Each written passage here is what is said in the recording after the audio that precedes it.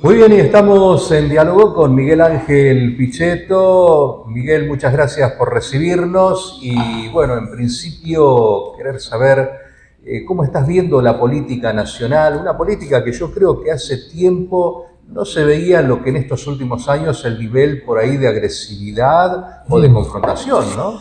Bueno, en primer lugar, Gustavo, es un gusto recibirte y también recibir tu libro Vidas de Radio, donde está gran parte de tu vida allí en la Radio Nacional como director, en tu tarea periodística, donde hemos tenido siempre un trato de gran respeto y recordar Ingeniero Jacobacci, que es un pueblo al que quiero mucho y que espero que pueda consolidar también el desarrollo minero en los próximos años para generar empleo, empresas de servicio. ¿Cómo veo el gobierno? No lo veo bien. Es un gobierno que ha hecho un ajuste muy duro, tal vez era necesario el ajuste fiscal, pero lo ha hecho a expensas de los jubilados y de los trabajadores. Y este es un proceso muy doloroso que está viviendo la gente, donde la plata no alcanza para vivir, le cuesta mucho a la gente llegar a fin de mes. Y este es un modelo que también ya lo hemos vivido en otro tiempo, en la época de Martínez de Hoz, en la última etapa de la dictadura, en donde el dólar barato, libre importación ahora de productos chinos, van derrotando y haciendo cerrar empresas, comercios, y la gente va perdiendo empleo, y esto me parece un hecho muy grave y muy negativo para la Argentina. El orden fiscal es lógicamente necesario, tal vez eso sea un mérito del gobierno, pero el gobierno no está mirando debidamente el mundo del trabajo y de la producción, ni tampoco el salario de los jubilados y de los trabajadores en Argentina. Ahora, como vos bien decías, esta cuestión de las prioridades, ¿no? De cómo se ajusta, porque veíamos en estos últimos tiempos cuestiones vinculadas al Hospital Garrahan, a donde incluso gente de Ingeniero Jacobacci ha sido derivada, o cuestiones que tienen que ver con las prestaciones a discapacitados. Digo, ¿cómo se orientan esas prioridades en una forma distinta por ahí a la que... Bueno, eso demuestra también una falta de sensibilidad. El factor humano es fundamental en un gobernante. El Garrahan es mucho más fuerte como símbolo para la Argentina. No es un hospital que funciona aquí en el barrio de Valvanera, donde se atiende a los chicos. Es un hospital para toda la Argentina, incluso para chicos que vienen con sus padres desde afuera, desde lugares cercanos a la Argentina, de otros países como Paraguay y Bolivia. Es un centro de pediatría, de hospital de pediatría y clínica de los más relevantes de la Argentina, donde un residente cobra 690.000 pesos y un médico con 36 años de antigüedad, que fue una profesional que le hicieron un reportaje, 2 millones de pesos. La verdad que han destruido el poder adquisitivo de los salarios de los médicos y no es sostenible ningún modelo de salud pública. Y mucho menos el abandono también de organismos importantes, o de querer cerrar el CONICET o el INTA, o lugares donde son lugares de alto nivel de profesionalismo, el SENASA, altos niveles de profesionalismo que tiene la Argentina como Estado, que le sirven a su vez para la producción y para la generación de empleo privado. Estamos analizando también muy de cerca qué va a pasar con la política nuclear, con la CONEA, con el IMAC, con el CAR, en fin, hay temas que preocupan también a Río Negro, ¿no? El proyecto del gas y del petróleo me parecen interesantes, y de la minería me parecen importantes, pero tienen un límite, porque generan empleo sectorial en determinados lugares. Por supuesto que para la Patagonia son muy importantes. Todo lo que hace al desarrollo de la minería, del petróleo y del gas es muy importante, pero también hay que hacer obra pública, hay que hacer caminos, hay que tener infraestructura, porque si no tampoco la gente va a venir a invertir. Y después hay que resolver el trabajo urbano de las grandes ciudades, en donde el desempleo aumenta y donde las pequeñas pymes cierran, por la presión fiscal, por la falta de rentabilidad, porque es mejor y es más barato importar de China textiles, ropa, zapatos, que hacerlo en la Argentina. Pero eso conlleva un problema, que es la pérdida del empleo. Entonces, ¿dónde va la gente cuando pierde el empleo? Este es el gran problema que tiene el país. En los grandes centros urbanos que se marginalizan, se empobrecen y que indudablemente se están viviendo necesidades muy extremas. Si bien el gobierno ha mantenido la UH y la ha aumentado por encima de los aumentos a jubilados y a los trabajadores y a los trabajadores del Estado, me parece que eso no es suficiente para una sobrevivencia digna. El modelo tiene que ser un modelo de desarrollo y de crecimiento, y esta experiencia del dólar barato, un dólar que no le sirve a nadie, un dólar donde los sectores turísticos de Bariloche están en una situación de crisis, porque es mucho más caro ir a Bariloche que ir a Miami, o ir a Brasil, por ejemplo. Hay tours ya de estudiantes que van a hacer el viaje de fin de año que lo hacen en Brasil o en Miami, no en Bariloche. Ahora, este juego que tiene justamente las divisas, ¿no?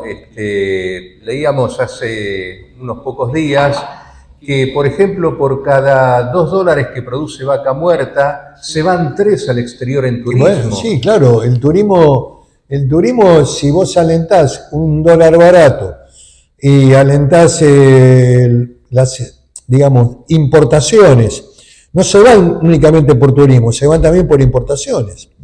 Porque para que entre la ropa china o los zapatos chinos o brasileños tienen que salir dólares. Y después, cuando la gente puede viajar a Miami o a Brasil o a Europa con un dólar relativamente barato, cuando llega a esos lugares se da cuenta que el nivel de vida de esos lugares es más caro, es más barato que la Argentina. La Argentina es más cara tomar un café en la Argentina que en París, por ejemplo.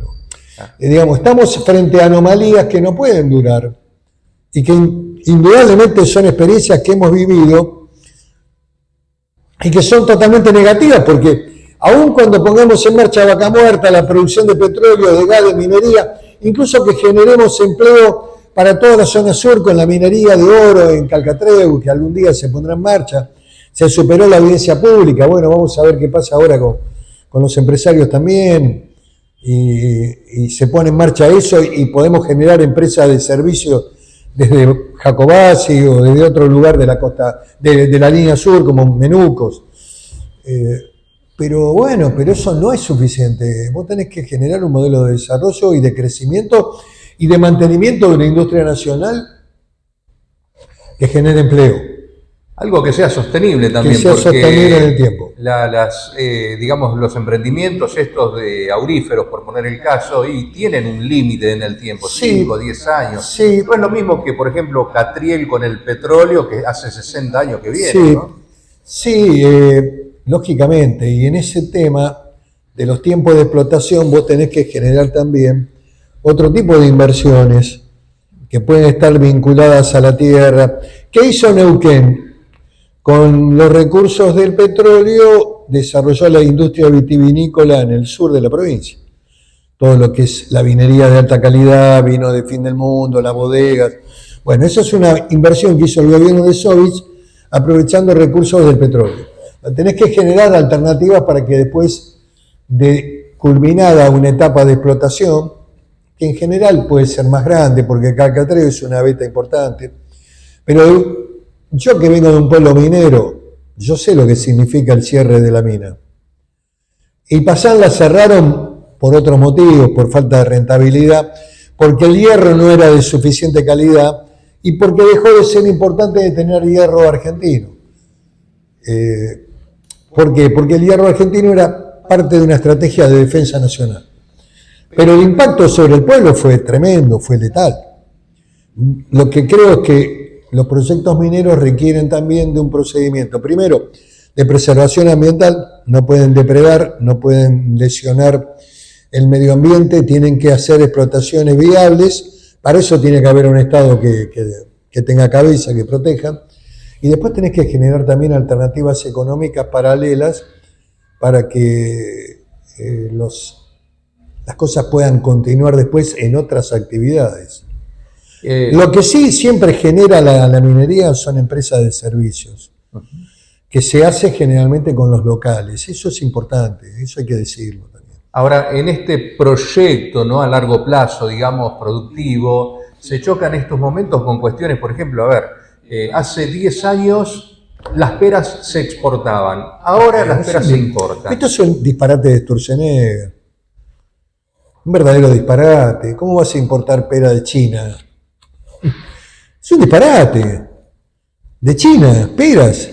Cuando Argentina es principal productor de peras y exportador de peras al mundo, a Europa, a Rusia, peras de alta calidad. Argentina no tiene que hacer eso, ni lesionar con esas exportaciones el mercado interno. Y de la región del Alto Valle, que es la zona productiva más importante. Mañana van a importar también manzana de Chile. La pueden hacer, ¿por qué no? Si traen pera de China, es una locura. Son las industrias que vos tenés que proteger. Son las actividades que generan empleo en el Alto Valle. Propender a un desarrollo mucho más fuerte de la industria del jugo, de la exportación de jugo a Estados Unidos, a Europa, de industrializar más el proceso. La producción solamente de manzana de calidad y de pera de calidad es muy importante hacerla, pero también me parece que hay que agregar valor agregado, ¿no? Valga la redundancia. Y genera trabajo. Generar trabajo en el lugar. Ahora, enlatado de fruta, el jugo de fruta. La empresa de Hugo Sánchez está haciendo jugo de fruta de calidad. Jugo de pera, jugo de manzana de la zona del Alto Valle. ahora, para todo esto, tal cual señalabas hace un ratito, hace falta también a veces que para que se instalen industrias, el Estado haga alguna infraestructura mínima. Y tenés que defender las rutas. ¿Qué pasó con la Ruta 23, que vos la habías impulsado en estos momentos? Bueno, quedó un tramo sin terminar, que es la conexión con Bariloche. Es una lástima que no se haya terminado. Creo que el esfuerzo que se hizo fue muy importante, pero bueno, hubo años que se paralizó la obra. Creo que el tramo Bariloche-Pilcanilleu está parado. O nunca se terminó. Es una tragedia, porque eso es una ruta que interconecta la costa atlántica con la cordillera. Y siempre dije que había que cuidarla mucho. Y eso nunca me entendieron. No hay que dejar que pasen camiones con carga pesada. Hay que ponerle barreras, incluso de altura, para que no pasen esos camiones. Para que eso sea una ruta del turismo, una ruta de tráfico liviano, para que se preserve.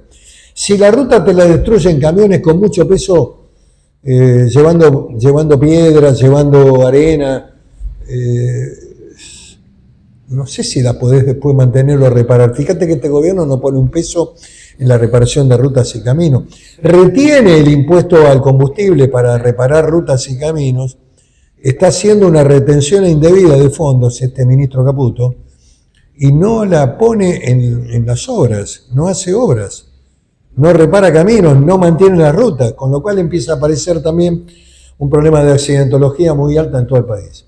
Bueno. Y el otro problema es, si vos querés inversiones con el RIGI, que vengan empresarios a invertir a la Argentina, a minería, petróleo, gas, que son los grandes temas que tiene Río Negro, vos tenés que tener rutas y caminos, infraestructura, es importante tenerla.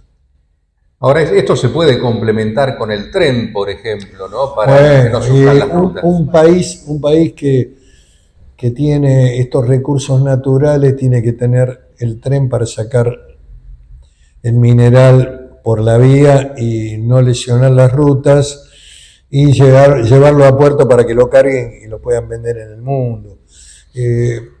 Argentina en este sentido se ha equivocado y también Kirchner se equivocó.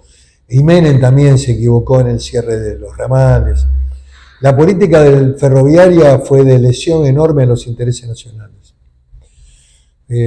Haber propendido únicamente al tráfico del camión en función de acuerdos con los sindicatos me parece que fue un error grave. Hay que recuperar el tren de cargas mínimamente. Y hay que llevarlo al sur, a la Patagonia.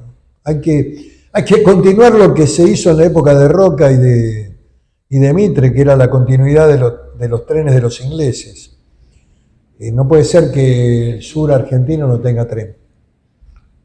Vos tenés el último ramal del ferrocarril que tenés es en San Antonio.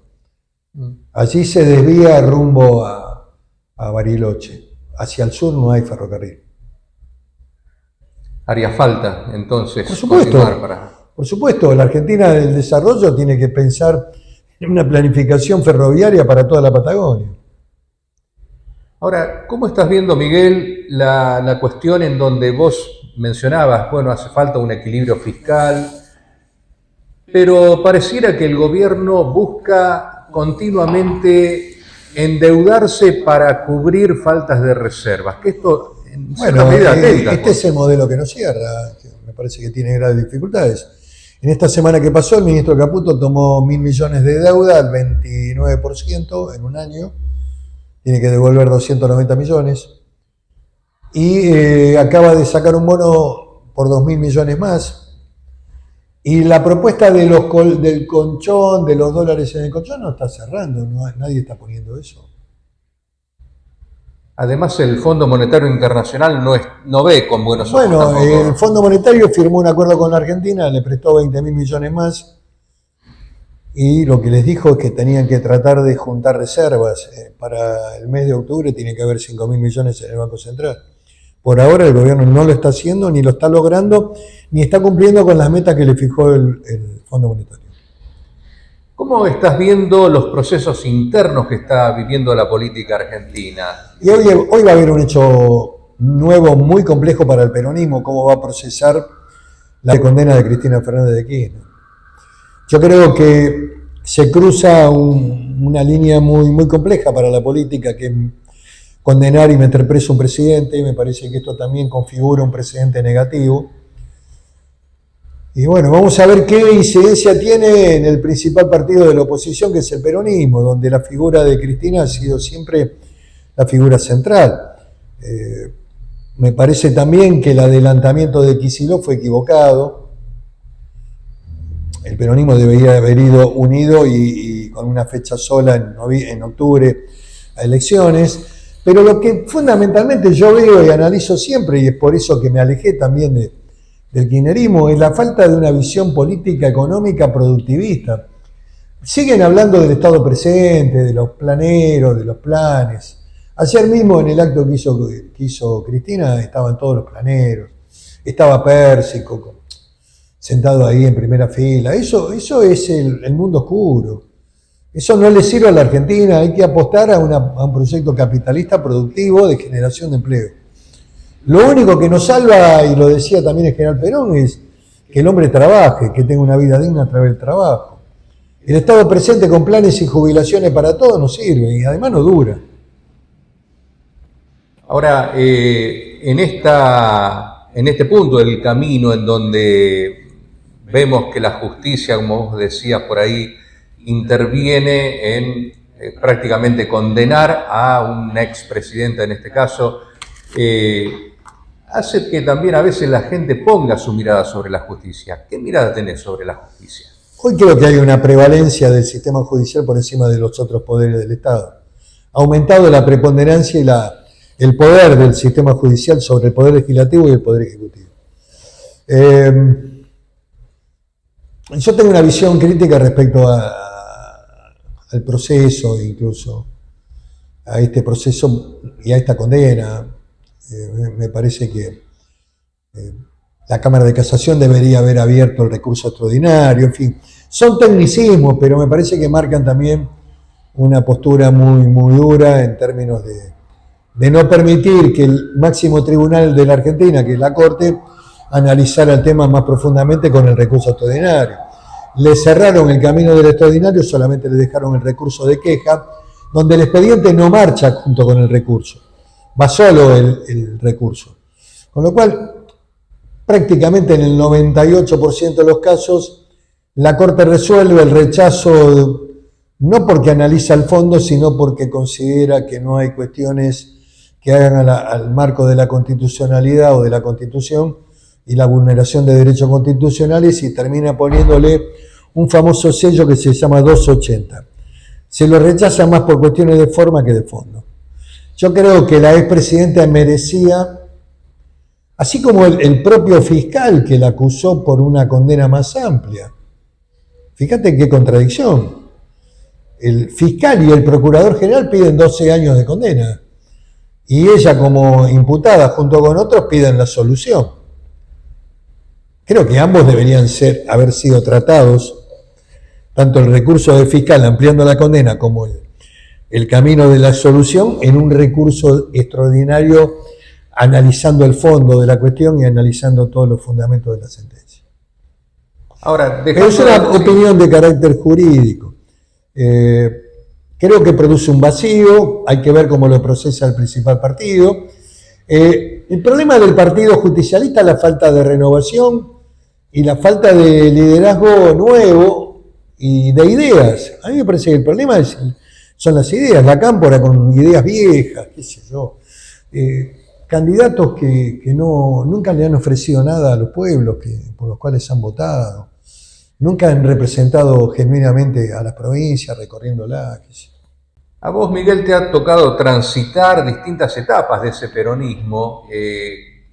¿Con cuál te has sentido más identificado?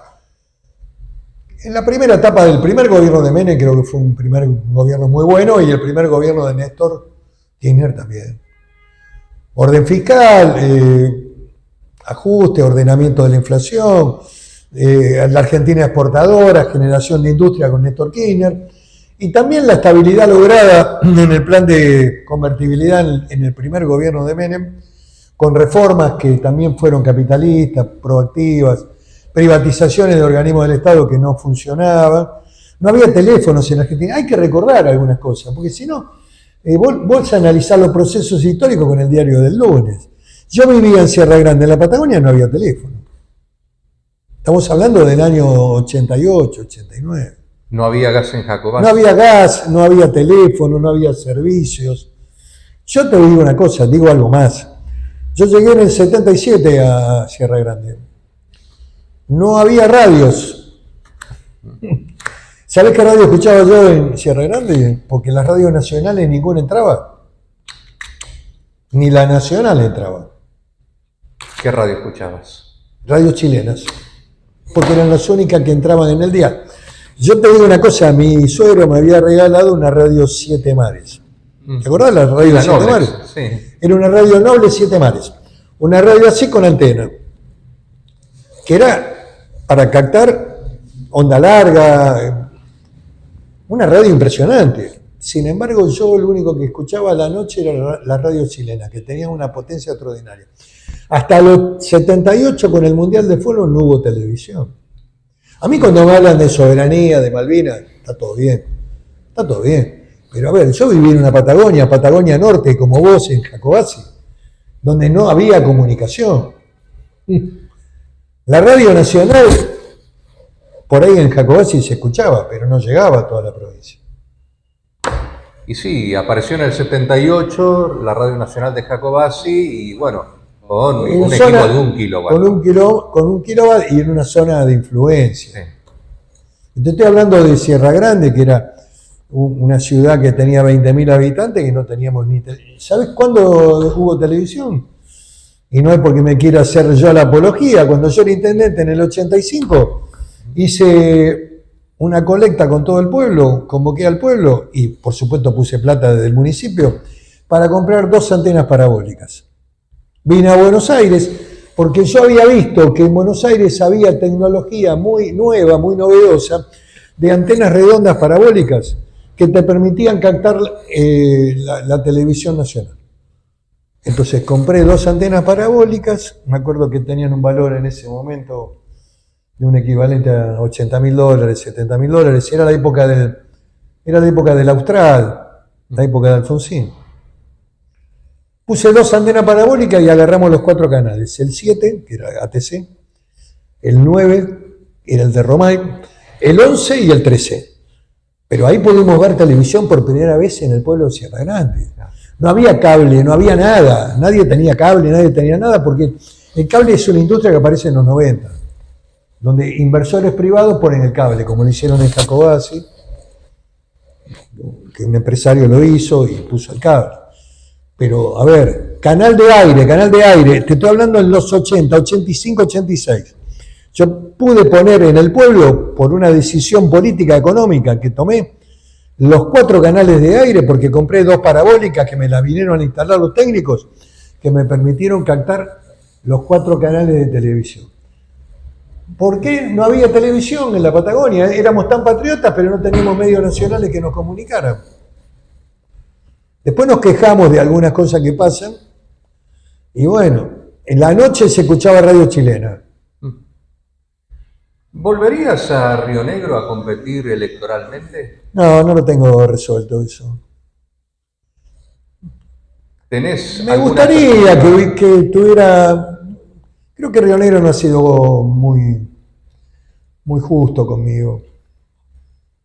Ojo, todo lo que soy se lo debo a Río Negro y también a Sierra Grande, pero fundamentalmente a la provincia. Tampoco estoy acá echándole la culpa a la gente, pero no sé, hay elecciones ahora, es un tema que tengo que analizar con mucho detenimiento. Tengo contactos, tengo vínculos, tengo gente que me conoce. Hay gente del sindicalismo, dirigentes políticos, hay varios que Sí, están... hay muchos que están dando vueltas y que quieren que vuelva para ser candidato a senador. No lo tengo resuelto todavía eso, Gustavo. Te diría que tengo poco tiempo para resolverlo.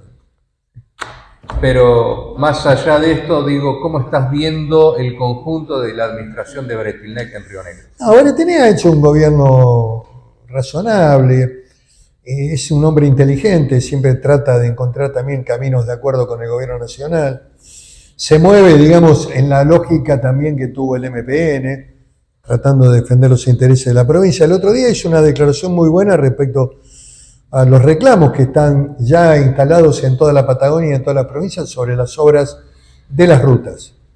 Y lógicamente viene llevando muy bien todo el tema de hidrocarburos. En fin, me parece que el gobierno de Beretiné es un gobierno medianamente razonable que... Ahora, recientemente Bretilnec es como que se despegó un poco del gobierno nacional. Bueno, con ese planteo que ha hecho, que es lógico y legítimo. Y te vuelvo a repetir, me parece que hay una retención indebida de fondos por parte del Ministerio de Economía. O hacen las rutas y les cede la plata que retienen del fondo de combustible, se la dan a las provincias para que la hagan o la hace la nación, pero alguien tiene que hacerlo. Lo que no pueden es quedarse con la plata alegremente.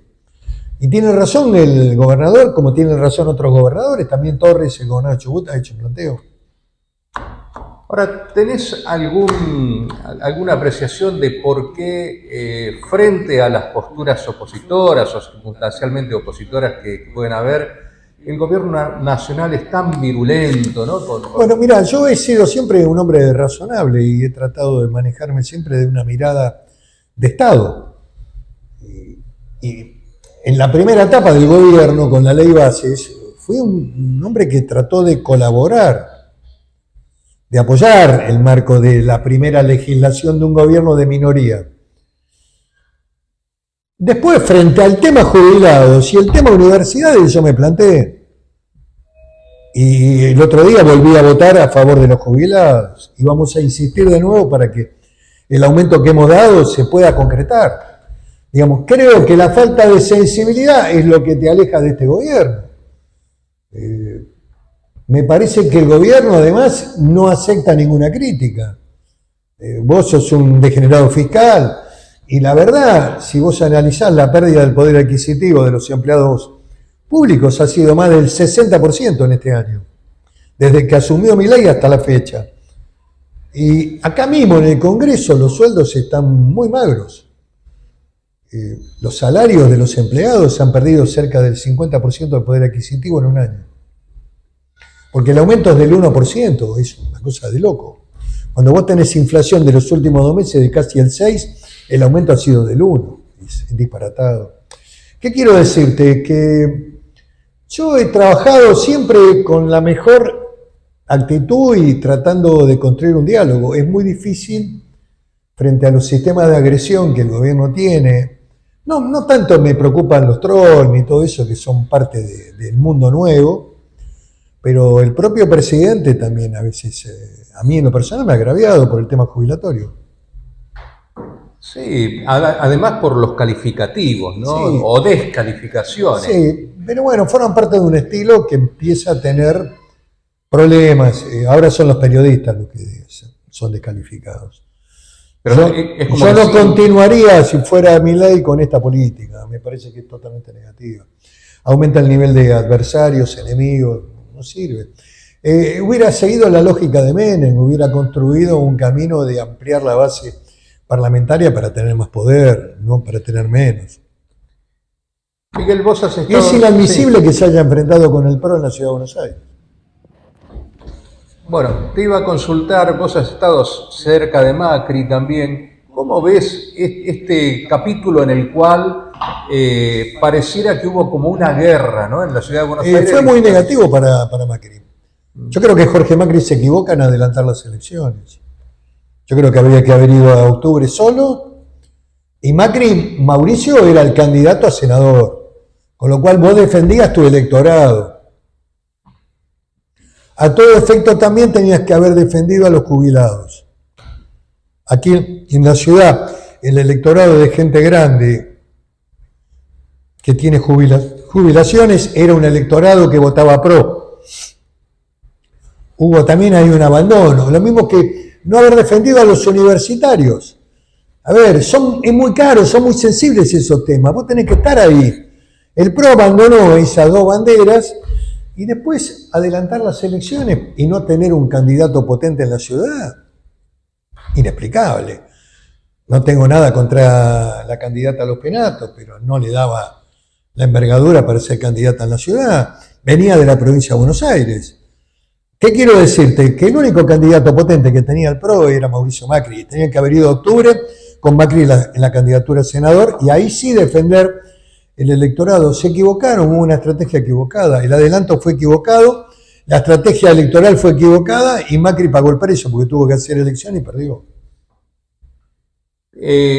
¿Cómo pensás vos que se puede llegar o si es que se puede llegar a revertir esta tensión que hay entre el gobierno y lo que llama la casta o la clase política? Hay que construir un espacio del centro, democrático, hay que defender la libertad de expresión, hay que garantizar el derecho al trabajo, un salario digno, hay que construir un camino productivista para la Argentina, alentar todos los sectores que van a crecer, defender la industria nacional, cerrar la puerta al ingreso de productos chinos, defender lo textil, defender la fábrica de zapatos, defender todo lo que se produce en la Argentina y genera empleo. Esta es mi visión política y hay que construir un camino de fraternidad en la Argentina, de unidad de los argentinos. Menem lo expresó siempre, la unidad de los argentinos, o Perón también hablaba de que para un argentino no hay nada mejor que otro argentino. A ver, nos olvidamos de las cosas, nos olvidamos. Vos has construido un interbloque interesante sí, aquí en el Congreso. Con gente muy capacitada y con experiencia. ¿Te ves construyendo un proyecto más amplio? Estoy intentando construir ese camino del centro, sí, me interesa mucho eso. Tratar de explorar la construcción de un camino del centro. Los medios nacionales todavía esto no lo están mirando y no apoyan mucho. Y la cuestión está polarizada y creo que los medios hoy, Clarín, La Nación, los grandes medios, no están visualizando claramente lo que está pasando en el país. Están desorientados también. ¿Visualizan también lo que pasa en la calle, en los sectores? Creo que no lo están viendo. Me parece que la calle está muy complicada. Hay gente que está sufriendo mucho.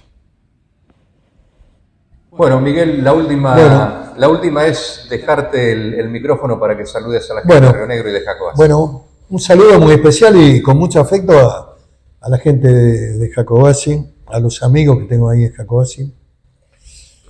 Marito, que sé que perdió a la mamá, pero que sigue siendo un amigo, a todos los amigos que he construido a lo largo de la vida, porque la política finalmente también es eso, ¿no? Son los afectos, son las relaciones que me permiten dialogar con vos como si lo estuviéramos haciendo hace 20 años atrás o 15 años atrás cuando nos conocimos, ¿no? En un marco de mucho respeto, donde vos siempre me diste a mí, incluso con distintos gobiernos. Gustavo, Sí. Gobierno del radicalismo, gobierno... Siempre, tu actitud siempre fue una actitud de apertura, fue una actitud de respeto por el otro. Así que me parece que eso es lo que hay que construir. Un saludo a toda la ciudad de Jacobacci, que siempre estuve... Y siempre recuerdo algo, cuando yo fui casi solo en el primer momento, lo llevé a Bernie y movilizamos toda la ayuda directa por el tema de las cenizas.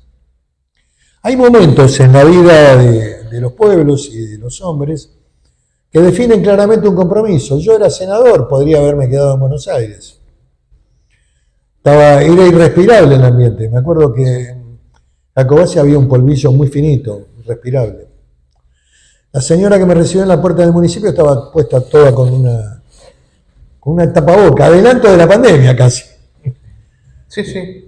Y yo Sí, llegué... esa caída de ceniza fue tremenda. Sí, fue tremenda. Pero bueno, creo que hicimos cosas, pusimos todo lo que era la infraestructura de la obra pública, logramos limpiar las calles, pusimos a disposición del Ministerio de Desarrollo Social. El intendente era un radical, pero un hombre muy comprometido. Pudimos trabajar juntos. Después llegó el gobierno provincial también, con Beretiné que estuvo. ¿Qué quiero decir? A ver, creo que hay cosas en mi vida personal en donde yo estuve, en el momento que tenía que estar, estuve. Yo no me borré nunca. Nunca me borré. Y lamentablemente, bueno, no pude ser gobernador, que es uno de los temas que a lo mejor configuran una gran frustración, pero también lo he aceptado, porque el pueblo cuando vota no se equivoca. ¿Le criticás a Cristina que no haya apoyado esa Bueno, actividad? ahí indudablemente hubo un problema de elección. Hicieron un acuerdo con el radicalismo nacional y la víctima propiciatoria fui yo. Esa elección en el 2007 no la podía perder. Si el gobierno nacional y quienes me hubieran apoyado en 2 actos, yo ganaba la elección. Lo que pasa es que nunca vinieron a hacer un acto conmigo. Vos me preguntas, ¿estoy resentido? No, qué sé yo. Cada uno tiene que vivir lo que le tocó. Yo hice un esfuerzo extraordinario. Había hecho una gran campaña. Habíamos ganado la elección de medio tiempo, había hecho una alianza con Julio Arriaga, que era un médico de gran prestigio, intendente de Cipolletti, había hecho un acuerdo con Icare en Bariloche. Estaban dadas todas las condiciones, lo que pasa es que el gobierno nacional lo apoyó a Miguel Sáenz. La transversalidad. La concertación plural. Concertación transversal. Y yo creo también que la elección esa me robaron la elección. Yo creo que el PPR tuvo demasiados votos ahí.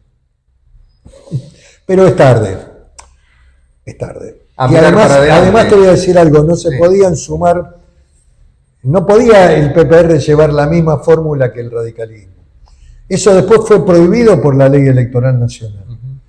Eso era una ley espejo que sumaba los votos de un partido distinto, ideológicamente distinto al Partido Radical. La fórmula del PPR era San Mendioro, la fórmula del radicalismo era San Mendioro. El que gana la elección es el Frente para la Victoria, gano yo con 105.000 votos, 95 saca el radicalismo, 30.000 el PPR. Cuando suman, le permiten ser nuevamente gobernador a Miguel Sáenz. Pero eso era un sistema electoral tramposo que luego el sistema nacional eliminó. Nunca otro partido podía llevar la misma fórmula. Pero bueno, marche preso. La estructura judicial avaló eso también. El Superior Tribunal avaló eso. La Cámara Electoral de Río Negro avaló eso. Volvemos al tema de la justicia interviniendo, ¿no? Bueno, en ese momento el poder estaba del lado del radicalismo. Era muy difícil, era muy poderoso el radicalismo, hay que reconocerlo. Le costó mucho a Constanzo, nunca pudo ganar y yo estuve muy cerca. La segunda vez me armaron una huelga, amigo. La huelga de la fruticultura. Durante 2 meses me cortaron todas las rutas y me echaban la culpa a mí cuando yo fui el hombre que más ayudó a la fruticultura. Que más subsidio le conseguí, que más suspensión del pago de impuestos le conseguí, pero bueno. ¿qué vas a hacer? Son las cosas que pasan. A mirar para adelante, entonces. Siempre miré para adelante y no tengo rencor por lo que me pasó. Yo siempre trato de valorar lo positivo.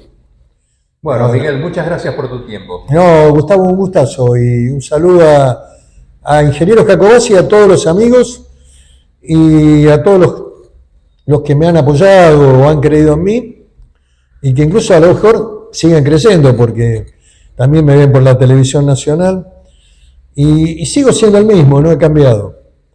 El kirchnerismo, algunos me dicen que yo abandoné al kirchnerismo, yo creo que el kirchnerismo me abandonó a mí, que es distinto. Hubo ideas que no eran las convenientes para el país.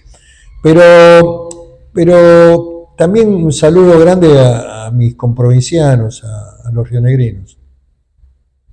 Nos encontramos en cualquier momento. Gracias. En cualquier momento por Jacobacci, Gustavo, cuando pase.